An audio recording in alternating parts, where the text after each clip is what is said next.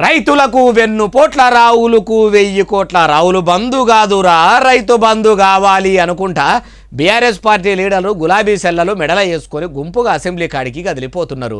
మళ్ళీ ముఖ్యమంత్రి యనుమల రేవంతాల సారు మాది రైతు ప్రభుత్వం అని అంటుంటే వాళ్ళెందుకు అట్లా పోతున్నారే బాలన్న అంటే ముచ్చటి నుండ్రి. అగో చూసినరా ఎలిసిపోయిన గులాబీ కండువాలు వేసుకొని పలసపలసా కదిలిన కార్యకర్తలను.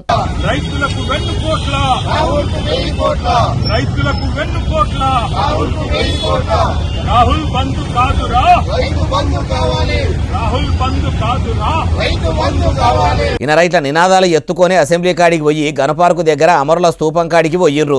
అయ్యా కేటీఆర్ సార్ ఇక మొదలు పెట్టుర్రి. మొట్టమొదటి గవర్నర్ ప్రసంగంలోనే ఆనాడే రాష్ట్ర ప్రభుత్వం చెప్పింది, ముఖ్యమంత్రి గారు సంతకం పెట్టారు. ఇంకా అప్పుడు తమిళిసై సౌందరరాజన్ గారు గవర్నర్ గా ఉన్నారు, వారి నోటంబడి చెప్పించారు. రాష్ట్ర ప్రభుత్వం వెంటనే చట్టబద్ధత కల్పిస్తుందని చెప్పి వారు ఆనాడు చెప్పినప్పటికీ ఇప్పటికి 2.5 సంవత్సరాలు ఇది 3వ గవర్నర్ ప్రసంగం.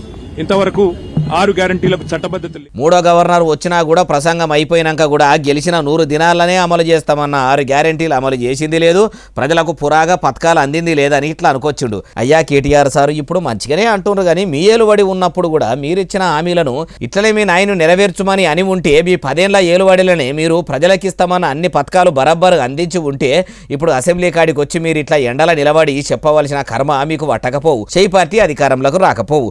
అధికారంలో ఉన్నప్పుడేమో మీరు ఫామ్ హౌజులు కట్టుకునేందుకు మీ పార్టీ లీడర్ల ఆస్తిపాస్తులు కాపాడుకునేందుకు పెట్టిన మనసుల పావులంతు కాకుండా పైసా మందము ప్రజల మీద పెట్టిన మీ నాయన చేస్తాన బంగారు తెలంగాణ ఎప్పుడో అయ్యేది. అధికారంలో ఉన్నప్పుడు ఓ తీరు ఉండి ఇప్పుడు అధికారం పోయినాక ఓ తీరు మాట్లాడితే మీ కార్యకర్తలు నమ్ముతారేమో గానీ కామన్ పబ్లిక్ నమ్మేటట్టు లేరు. మీరేం శుద్ధ పూసలు కాదు, కాంగ్రెస్ వాళ్ళు ఏం సొక్కమైన వాళ్ళు కాదు, దొందే అన్నట్టు అధికారంలో ఉన్నప్పుడు ఓ మాట, అధికారంలో లేనప్పుడు ఒక మాట మాట్లాడు. మీ రాజకీయం లీడర్లకు రాజకీయంతో పెట్టిన విద్య అంటారు ఈ ముచ్చటిన్నోళ్ళు.